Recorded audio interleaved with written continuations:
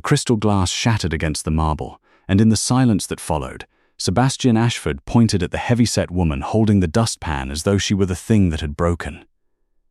"This is what's wrong with this house," he said, loud enough for the 40 guests gathered in the great hall to hear every word. "My father keeps her around like a piece of the furniture nobody's had the heart to throw out. Look at her." He turned to the room, performing now, a glass of champagne loose in his hand. 30 years of dusting shelves and she still moves like it's an effort. Honestly, Eleanor, you should be more worried about your own heart than my father's silver. Go sit down before you break something else, or someone has to roll you out of here.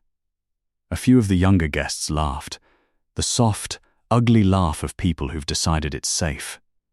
Eleanor Hartley, 61 years old, in the pressed black uniform she had worn in this house since before Sebastian Ashford was born, did not laugh and did not flush and did not reach for the apology the room was waiting for her to make. She knelt, slowly, and swept up the glass he had knocked from the side table himself.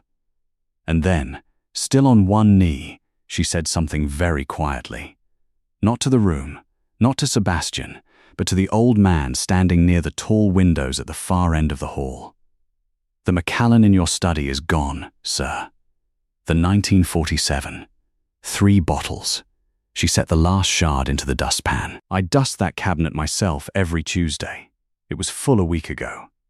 And the key to that cabinet has never left your person in 30 years, except it's been leaving it.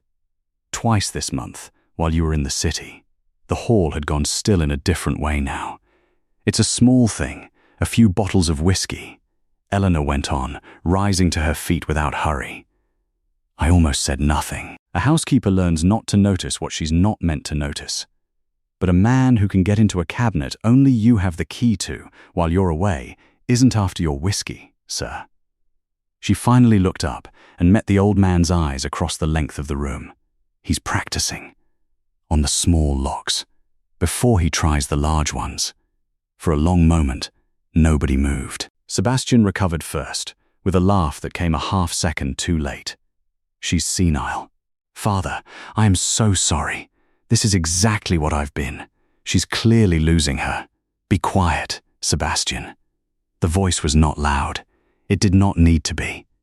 Theodore Ashford had built a company worth $4 billion on a voice that never had to be loud, and when he spoke, even his own son's mouth closed. The chairman of Ashford Holdings was 73 years old, silver-haired, straight-backed, with the kind of stillness that had unsettled boardrooms for 40 years. He had spent the entire party near the windows, saying little, watching much, the way he always did now that age had taught him that the people worth listening to were rarely the ones doing the talking. He set down the drink in his hand, a drink he had not touched all evening. And he looked, for the first time that night, directly at the woman his son had just called furniture. He had known Eleanor Hartley for 30 years. She had run this house through the death of his wife, the raising of his children, the long, quiet erosion of his own certainty about which of the people around him could be trusted. He had stopped seeing her, somewhere in those 30 years, the way you stop seeing a wall you lean on every day. He was seeing her now. "Eleanor," Theodore Ashford said. "My study. 10 minutes. Bring the Tuesday inventory book, the one you think I don't know you keep." And as Eleanor inclined her head and turned toward the corridor, dustpan still in hand, she caught the expression that crossed Sebastian Ashford's handsome face in the half-second before he smoothed it away. And she understood, with the cold clarity of a woman who had watched this boy grow from a child into whatever he had become, that she had just made herself the most dangerous enemy in the house, and that she had been right about the locks. To understand how a housekeeper came to know more about Theodore Ashford's empire than the men who ran it, you have to understand what 30 years inside a house will teach a woman the world has agreed not to look at. Eleanor Hartley had come to the Ashford estate at 31, a young widow with calloused hands and references she'd earned the hard way, and she had never left. She had been there the morning Theodore's wife came home from the hospital with Sebastian wrapped in a blue blanket, and there the winter, 19 years later, when that same wife did not come home from the hospital at all. She had learned the house the way a sailor learns a ship. Not from a diagram, but from living inside it until its sounds and silences became a language. She knew which stair creaked, which doors swelled in the damp, how many minutes the hot water took to reach the third floor. She knew the estate was a living thing, and she knew the single most important fact about living things, the one her 30 years had carved into her. They tell you the truth in small ways, long before they tell it to you in large ones. A drawer left a half-inch open by someone who didn't know its owner closed it flush. A second coffee cup washed and put away by a hand that didn't know which shelf it belonged on. The faint smell of a cigarette in a house where no one was supposed to smoke. To the family, these things were nothing. Invisible, beneath notice. To Eleanor, they were sentences, and she had spent 3 decades learning to read them. And the world had helped her, in its way.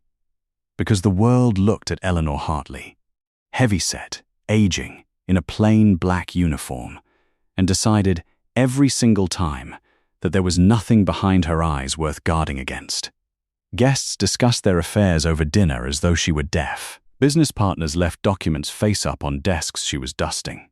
Sebastian and his friends, over the years, had said things in front of her that should have made a careful man's blood run cold. Because she was the help, she was furniture, she was a wall you leaned on and forgot. She had stopped being wounded by it a long time ago. Somewhere in her 40s, she had made a quiet peace with the body the world used as an excuse to overlook her, and then she had done the thing none of them expected.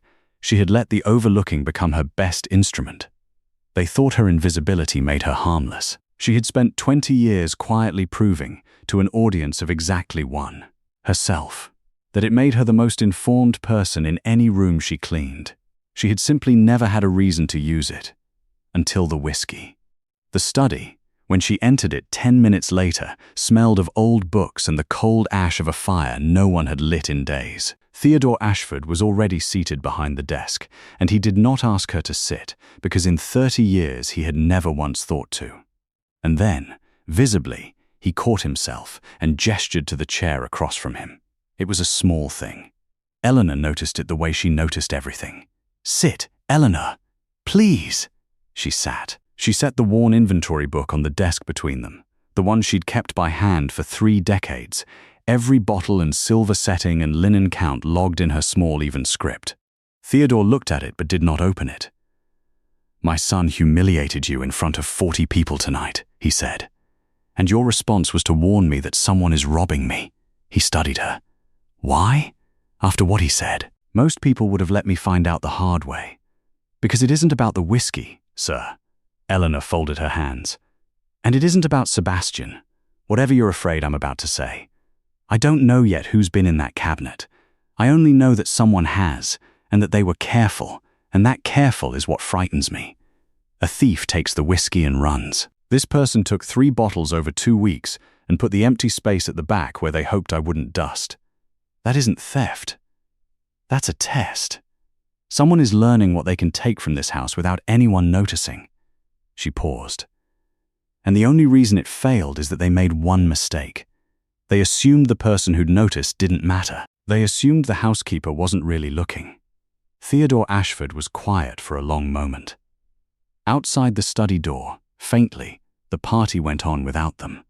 Laughter, glasses, his son's bright, easy voice somewhere in the middle of it. "For 30 years, he said slowly, "I have walked past you every day and seen a fixture of this house. Dependable. Permanent. Like the staircase." He looked at her with something that was not quite apology and not quite wonder. "I think I may have made the same mistake they did. Most people do, sir." Eleanor opened the inventory book to the page she'd marked and turned it to face him. "The difference is, you're the only one tonight who stopped to correct it. So I'm going to tell you what I've seen. All of it. And then you're going to have to decide something very hard. Because once I start, sir, you don't get to choose who it points to." Theodore Ashford looked down at 30 years of small, even handwriting.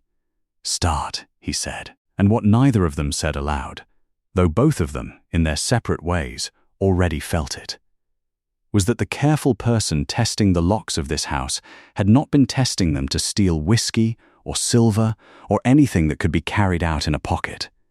They had been practicing for something much larger, and they were already inside. Over the next 4 days, Eleanor Hartley did what she had always done, except now she did it on purpose. She dusted. She inventoried. She moved through the great house in her quiet black uniform, invisible as ever. And she watched. Theodore had given her something that morning in the study that no employer had given her in 30 years, permission to look, openly, at everything. He had also given her a warning. Be careful, he'd said. If someone in this house is testing locks, then the moment they sense you watching, you stop being furniture and start being a problem.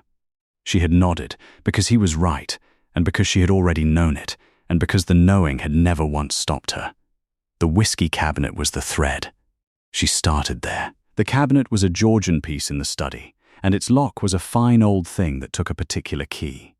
A key that lived, as she'd told the room, on Theodore's own ring, which never left him. Except there was a second key. There had always been a second key, an old spare, kept for 30 years in a labeled envelope in the housekeeping safe downstairs against the day Theodore lost his. Eleanor had not thought of it in a decade. She thought of it now, went down to the safe, and opened the envelope. The key was there.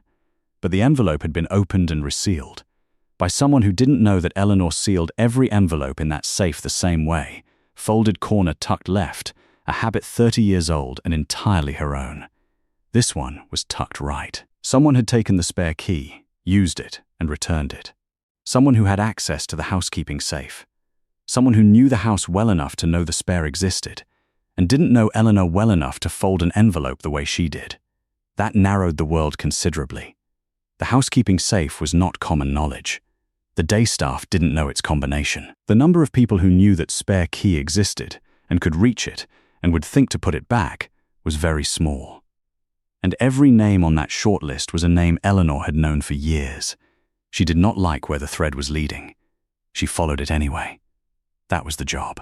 She began, quietly, to track the other small wrongnesses she'd half noticed for weeks and dismissed, the way you dismiss a sound in a house you trust. The study door, which Theodore always left ajar, found closed on mornings he was away. The faint reorganization of the papers on his desk, not taken, just read, then squared too neatly by a hand that didn't know Theodore left his correspondence deliberately untidy. A burner of the study phone line showing a call placed at 2 a.m. on a night the house had been empty but for staff. None of it was theft. All of it was reconnaissance. Someone was learning the chairman's study the way Eleanor had learned the whole house. Patiently, in the dark, a little at a time. And on the fourth evening, she found the thing that turned a worry into a certainty. She was returning the inventory book to the study when Theodore called her in. He looked older than he had at the party, grayer, and he slid a single sheet of paper across the desk to her without a word. It was a letter from his bank, confirming a request, placed in writing, on Ashford letterhead, with what appeared to be his own signature, to grant a second authorized signatory access to one of the holding company's private accounts. I did not sign this, Theodore said quietly.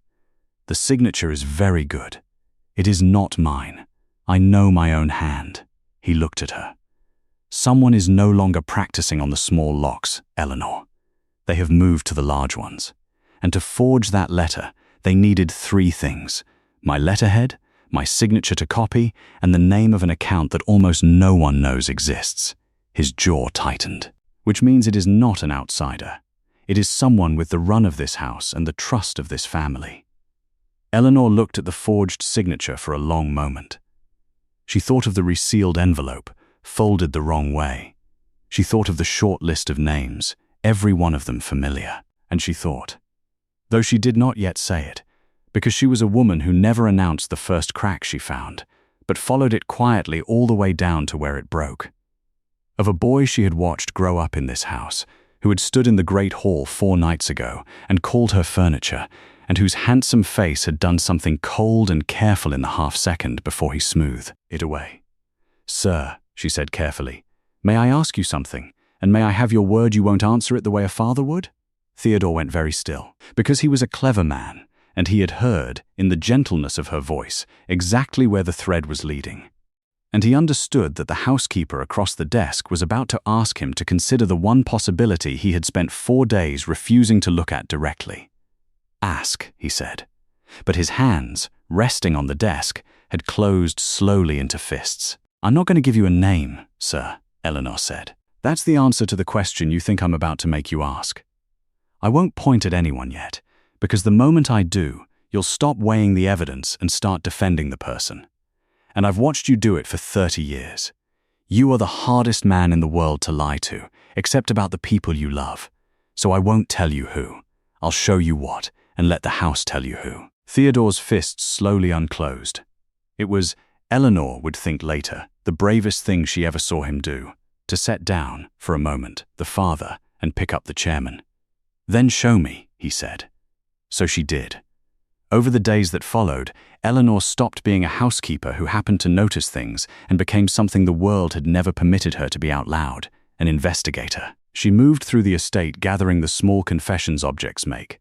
The forged bank letter had needed letterhead, so she checked the study supply and found the Ashford stationery in its drawer disturbed, the top sheets gone, the box squared too neatly by someone who didn't know Theodore left it crooked. The forgery had needed his signature to copy. So she thought about what in the house carried his signature and remembered the framed letters in the hall, the old contracts in the study, and found one of them, a decades-old document Theodore had signed in a flourish, lifted from its place in the records and returned a quarter turn off true. Whoever it was had walked these halls freely, had known where Theodore kept things he'd forgotten he kept, had moved through the family's most private spaces with the ease of someone who belonged there, and had made, every single time, the same fatal error. They had treated the house as though no one was really watching it, as though the woman who dusted it were furniture. And then the house pushed back. It happened on a Thursday. Eleanor came down at 6, as she had every morning for 30 years, and found her housekeeping safe standing open and empty. The inventory books were gone. 3 decades of small, even handwriting, every count and log, and the careful record she'd been building of the wrongnesses in the house. Gone. In their place, propped on the shelf where the books had been, was a single envelope with her name on it. Inside was a typed note, no signature. You're getting old, Eleanor. Your memory isn't what it was. People will understand if you start imagining things, seeing thieves in shadows, accusing the family that's kept you out of charity all these years. It would be a shame to spend your last working years as the sad old woman who lost her mind. Go home. Rest. Forget the whiskey. There's a pension in it for you, and there's something much worse if there isn't. It was a clever note. It did exactly what such things were designed to do. It told her that she had been seen, that she was alone, that her age and her body and her station could all be turned into the weapon that erased her. The sad old woman who lost her mind. They had not threatened to hurt her.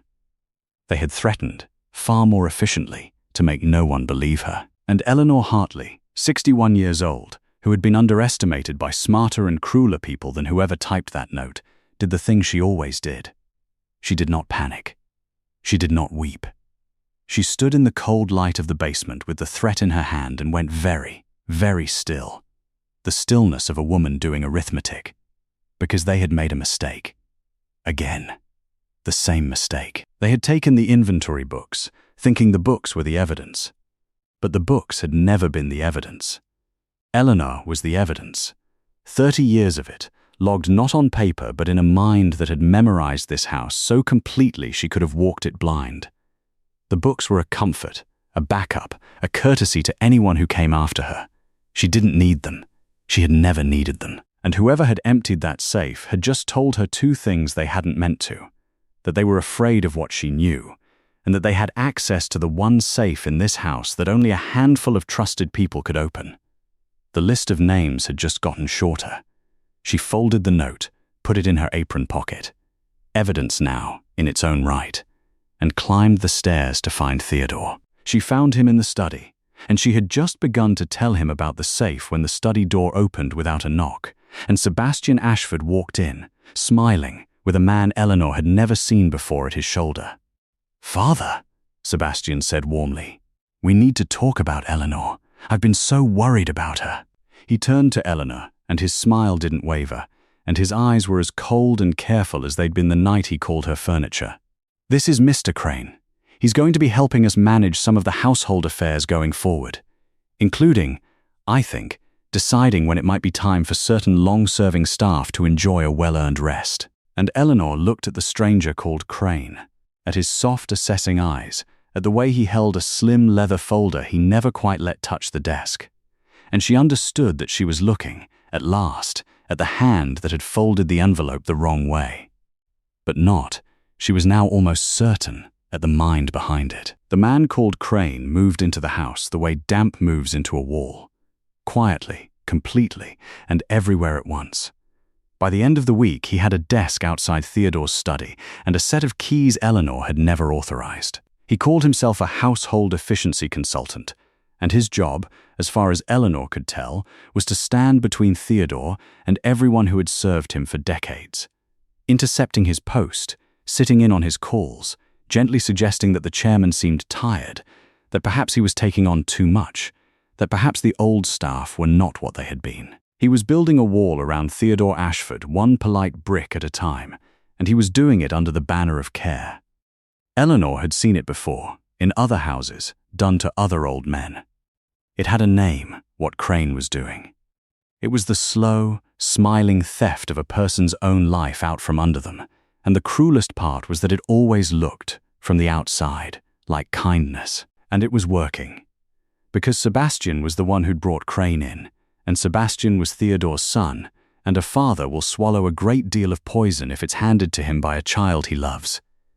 Eleanor's own position grew more precarious by the day. Crane had begun, quietly, to build the case the threatening note had promised. A paper trail of her lapses, a misfiled delivery she hadn't misfiled, a complaint from a guest who didn't exist, a suggestion, entered into some record she wasn't allowed to see, that the head housekeeper was becoming forgetful, unreliable, perhaps a danger to herself. They were doing to her exactly what Crane was doing to Theodore, and they were counting on the same thing in both cases, that the world already half believed an old woman and an old man should be put quietly out to pasture and would not look too closely at who profited from the pushing. It was Theodore who came to her this time. He found her in the linen room on a grey afternoon, folding sheets by hand because it steadied her, and he stood in the doorway looking older and more uncertain than she had ever seen him. "I want you to leave," he said. Eleanor's hands went still on the linen. "Not like that." He shut the door behind him, lowering his voice. "Not dismissed. I want you to go somewhere safe, with a sum of money, until this is finished. Crane is building something against you, and Sebastian is," he stopped, and the word Sebastian sat in the air between them, the closest he had come to saying it. "I can protect myself. I have lawyers, and a name, and 40 years of people who owe me. You have a uniform and a pension you haven't drawn yet. They will destroy you, Eleanor, to get to me, and they will do it cheaply, and I will not be able to stop them in time. So please, let me put you somewhere they can't reach, and let me finish this myself." It was, she understood, the kindest thing he had ever said to her. In 30 years, he had never once tried to protect her. He was trying now, clumsily, the way powerful men try to protect people, by removing them from the board. Which was exactly why she set down the sheet and stood and gave him the answer she had been waiting half her life to give someone. "No, sir," Theodore blinked. "You've known me 30 years, and tonight is the first time you've ever tried to take care of me, and I want you to know I'll remember it till I die." She came around the table, and she did not lower her eyes, the way 30 years of service had trained her to do. "But you're doing the same thing they're doing. You're looking at an old woman and deciding what she can't survive. They want to remove me because I'm dangerous to them. You want to remove me because you think I'm fragile. And I am telling you, Theodore Ashford, that I am neither of those things.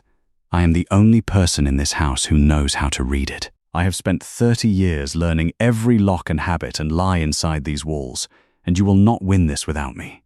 You'll only lose it more slowly and more politely." For a long moment, the chairman of Ashford Holdings stared at his housekeeper as though seeing her for the very first time. "I'll stay," Eleanor said. "I'll help you take your house back, but not as your servant, and not as someone you've decided to rescue. As the one person in this family who's been paying attention.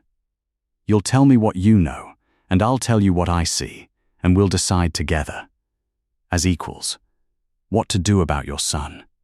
She held his gaze. "Those are the terms. Take them or send me away, but you won't get the help and the obedience both. I'm too old to give you both, The silence stretched. Outside, somewhere in the house, Crane's measured footsteps passed and faded. And then Theodore Ashford did something he had not done in front of another human being since his wife died. He reached across 30 years of distance, and he took the housekeeper's hand in both of his, and he held it the way you hold the hand of an equal. "Agreed," he said. "Partners. God help us both." A breath. "Now tell me, Eleanor, because you've clearly known longer than I've been able to bear knowing. The mind behind Crane. The one who forged my hand and emptied your safe and is teaching that man how to steal my own life from me." His voice did not break. Quite. "It's Sebastian, isn't it?" Eleanor looked at the man who had finally, after 30 years, seen her, and who was about to ask her to help him prove the worst thing a father can be made to believe. "I think it's worse than that, sir," she said quietly. "I don't think your son is the architect either. I think someone is using him exactly the way he's using Crane. And I think we have one chance to find out who, before they stop testing the locks and finish what they came here to do. You don't break a careful man by frightening him." Eleanor understood that. Crane was not like Sebastian. There was no wounded pride in him to provoke, no temper to bait. Crane was a professional, a man who had unraveled other people's households for a living, and a professional only breaks one way, when he realizes the people who hired him will let him fall, and that the woman across the table is offering him the only rope in the room. So that was where she aimed. She arranged it carefully, she and Theodore, over 3 days. Theodore made a show of capitulating. He let Crane believe the old man was finally tiring, finally yielding, finally ready to sign the very documents that would hand Sebastian control of the holding company to ease the chairman's burden. It was the thing Crane had been building toward for weeks, and a man that close to finishing a job grows, for the first time, a little careless. Meanwhile, Eleanor did what Eleanor did. She watched Crane. And the house, as it always did, told her things. It told her Crane was not sleeping well, that he made calls from the garden at odd hours, where he thought no one could hear, to a number he never said aloud, that the slim leather folder he never let touch a desk lived, at night, in the wall safe of the guest suite. A safe Eleanor had the original installation papers for, filed 30 years ago in her own hand, because she had been the one to let the locksmith in. She knew the override code. Of course she did. She had logged it the day it was set, in a book that no longer existed, in a mind that did not need it. She did not open his safe. She was not a thief, and stolen evidence was no evidence at all. But she knew what it meant that Crane kept that folder so close. And on the third evening, she gave him a reason to reach for it. She let him catch her. She let Crane discover her in the study after hours, standing at Theodore's desk with the forged bank letter in her hand, and she let her composure crack. Just slightly, just enough. And she gathered the letter too quickly and left, as though she'd been caught with something she meant to use. She wanted Crane frightened. She wanted him to believe his evidence was no longer safe in the house. She wanted him to move it. He did. That night, the garden door opened at 1 a.m, and Mr. Crane crossed the dark lawn with his leather folder under his arm, heading for his car, intending to take the one thing that could destroy him somewhere it could never be found. Theodore Ashford was sitting in the car. "Sit down, Mr. Crane," the chairman said, from the back seat, in the voice that had never needed to be loud. "Eleanor, would you join us?" And Eleanor stepped out of the dark beside the car, where she had been waiting, furniture once more, invisible in exactly the way that had served her for 61 years. And she watched the professional understand, all at once, that the careful household he'd been dismantling had been reading him the entire time. What followed was not a threat. Theodore did not threaten. He simply laid out, in his quiet, even voice, what they had: the resealed envelope, the disturbed stationery, the forged signature, the late-night calls, the emptied safe, the typed note in Eleanor's apron pocket that a handwriting man would tie to Crane's own machine within the week. None of it, on its own, would convict him. All of it, together, was a noose, and Crane, who had spent his career building exactly these nooses for other people, recognized it in about 4 seconds. "You're not the one I want," Theodore said. "We both know that. You're for hire. You were hired. I want the man who signed your checks, and not my son." My son is a fool who thinks he's running this, but a fool doesn't pay a professional, and a fool doesn't know which private account to forge a letter for. Someone taught Sebastian which locks to pick. Someone is using my boy to do the one thing he could never manage on his own. You're going to give me his name." Crane was silent for a long moment, the folder clutched in his lap. He looked at the old man and the old woman, and Eleanor watched him do the same arithmetic she had done in the basement 4 days ago. The arithmetic of a man who has just realized he is the most disposable person in his own conspiracy. "They told me Sebastian was the client," Crane said at last, slowly. "He's not. He's the cover. The day this house changes hands, Sebastian Ashford takes the chair, holds it for a season, and runs the company into the ground inside a year. Because he's exactly the weak, greedy fool everyone already believes he is. And when it collapses, there's a buyer waiting. Someone who's been positioned for years to step in, rescue the wreckage, and take Ashford Holdings for a fraction of what it's worth. Sebastian doesn't know he's the demolition. He thinks he's the heir." Crane's mouth twisted. "I was hired to make an old man look senile and an old woman look mad, so that when the chair changed hands, no one credible would be left in this house to say it was theft." "The name," Eleanor said quietly. And Crane told them. It was a name Theodore Ashford had trusted for 40 years. A name on the founding documents of the company. A name Theodore had stood beside at his own wedding and again at his wife's grave. The man who had built Ashford Holdings shoulder to shoulder with him, who sat to his right at every board meeting, who had told Theodore only last month, with his hand on the old man's shoulder, "Whatever happens, I'll look after Sebastian for you." Theodore Ashford sat very still in the dark of the car, and Eleanor, who had watched this family for 30 years and loved the broken old man beside her more than she had ever let herself say, reached over and took his hand. Partners, equals, the two most overlooked people in the whole design. Because she knew, better than anyone alive, that the locks about to be tested were the ones around a man's heart, and those were the only ones in this house she could not pick open for him. His name was Walter Reed, and he had been Theodore Ashford's closest friend for 43 years. He was the co-founder, the steady hand, the man whose signature sat beside Theodore's on the document that had created Ashford Holdings out of nothing in a rented office in 1981. He was 74, white-haired, beloved by the board, the man who gave the eulogies and remembered the birthdays and had carried Theodore home, drunk with grief, the night Theodore's wife died. If you had asked any of the 9 people who sat on the board of Ashford Holdings to name the one man who would never betray Theodore Ashford, every one of them would have said Walter Reed without a pause. That was the genius of it. That was the whole design. Walter had spent 40 years becoming unaccusable, so that when the theft finally came, it would be unthinkable. And against that, Eleanor had a hired man's confession, a resealed envelope, and a forged signature. None of which touched Walter Reed at all. Crane had never met his true employer face to face. He'd been paid through layers, instructed through Sebastian, who genuinely believed the plan was his own. If Theodore stood up at the board and accused Walter, his oldest friend would look at him with wounded, gentle eyes, and the room would see exactly what they'd been prepared for months to see. A tired old man, declining, turning on the people who loved him. Walter had built that story carefully.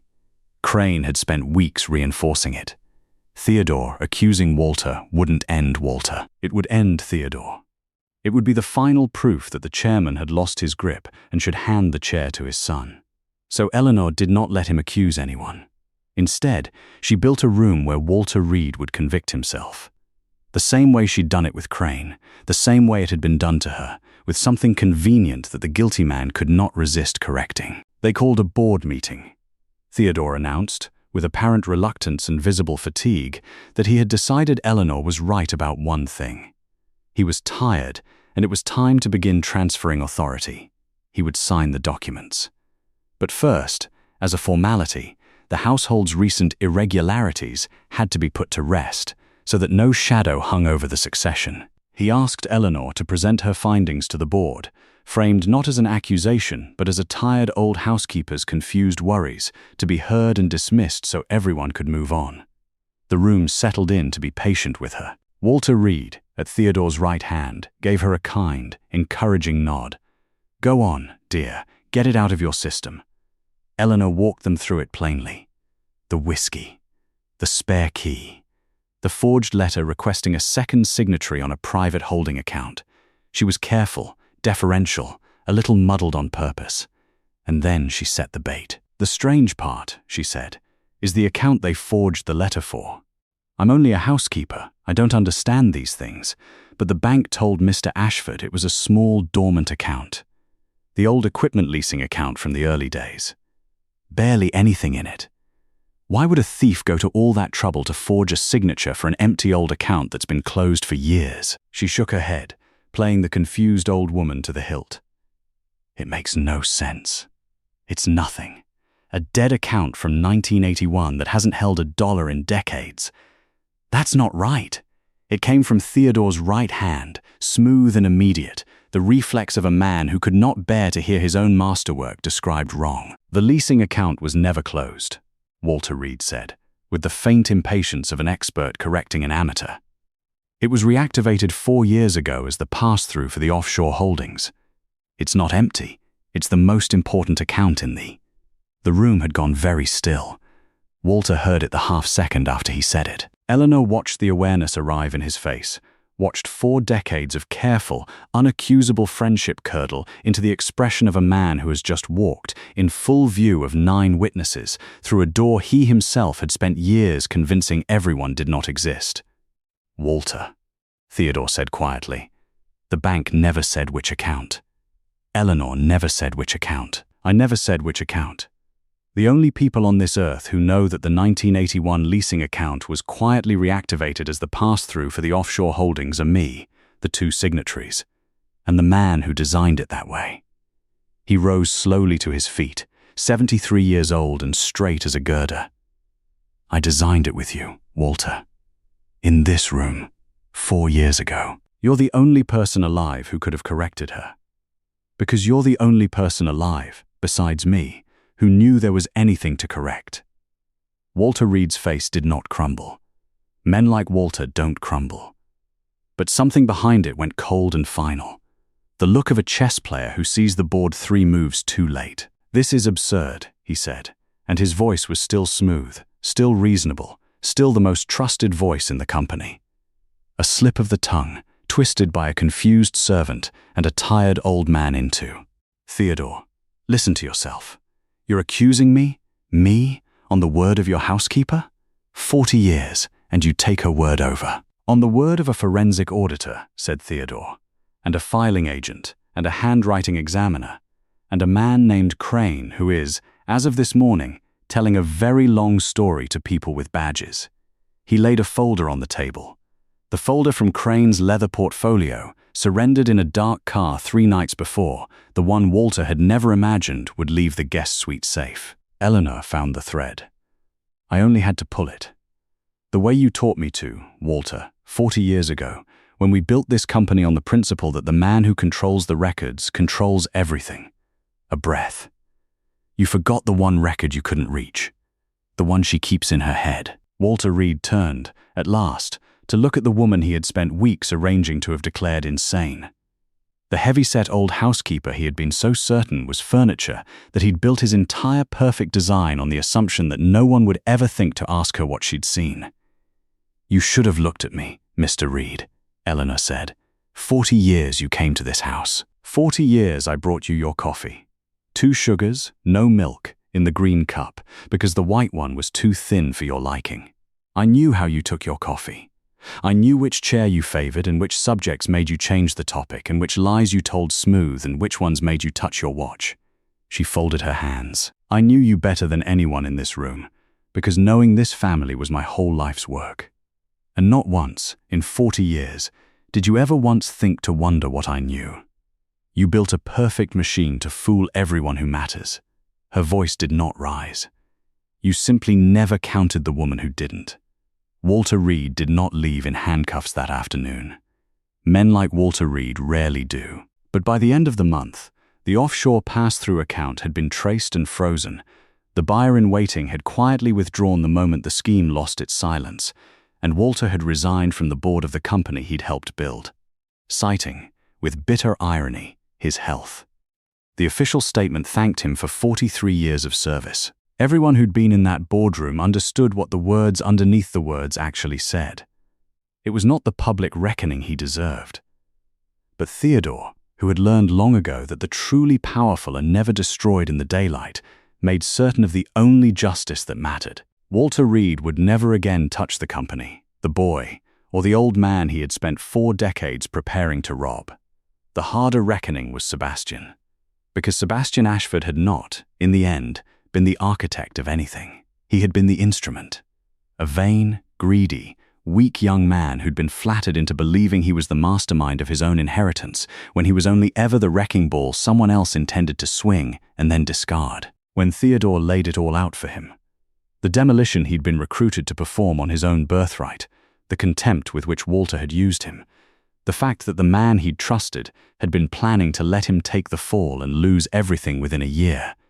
Something in Sebastian's handsome face finally broke, and for the first time Eleanor saw, underneath the cruelty, the frightened boy she'd watched grow up in this house, the one who'd never once believed his father saw anything in him worth keeping. What Theodore did with that was his own to decide, and he decided it as a father and a chairman both. Sebastian would not be prosecuted. That wound would stay inside the family. But he would not inherit, either. Not yet, and not without earning back something he had never actually possessed, his father's trust. "You wanted the chair handed to you," Theodore told his son, quietly, in the study where it had all begun. "No one is ever handed this chair. I built it. Walter helped me build it, and then he tried to steal it, and the only person who saved it was a woman the two of you agreed wasn't worth looking at. Sit with that, and when you understand why she saw what you couldn't, come and find me. We'll talk about your future then." It was not forgiveness, but it was a door left open, which was more than Sebastian had earned, and exactly as much as a father could bear to close. Eleanor found Theodore in the study that evening, after the house had gone quiet. He was standing at the window where he'd stood the night of the party, looking out at the grounds, and he did not turn when she came in. "My board wants to make you director of the household," he said. "A real title, a real salary. Triple what you've been earning, which I'm now ashamed to learn was 1/3 of what you were worth. Authority over the entire estate, and a seat at any family meeting that touches it. Crane's office, as it happens." It seemed fitting.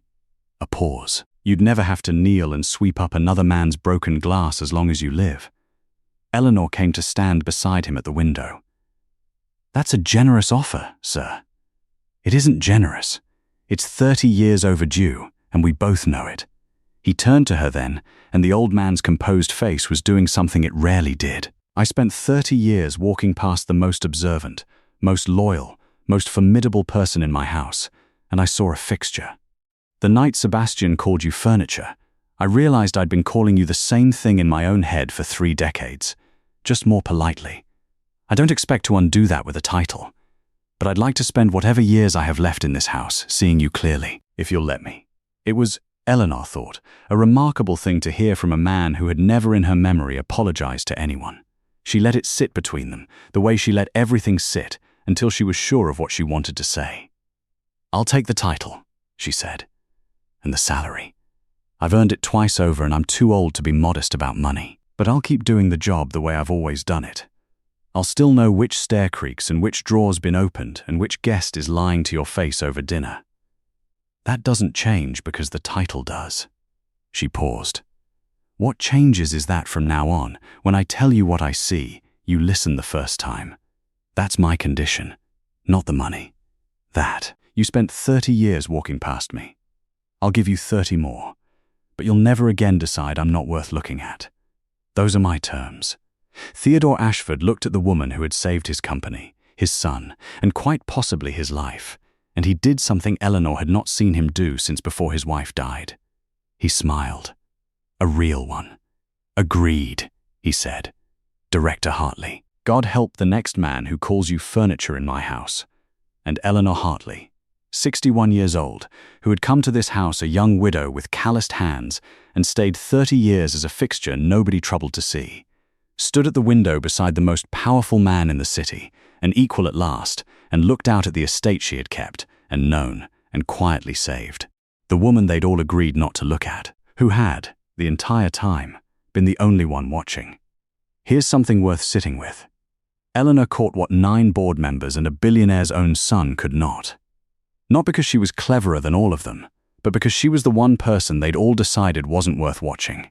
She'd spent 30 years being treated like part of the furniture, and it was exactly that invisibility, the thing meant to diminish her, that let her see everything. So let me ask you this. How many people in your own life have you walked past the way Theodore walked past Eleanor? The quiet ones, the overlooked ones, the ones doing the work nobody thanks. Who might just be the most observant person in the room? And if you've ever been that person yourself, the one the world decided not to see, what did you notice while they weren't looking? Tell me in the comments. I read every single one.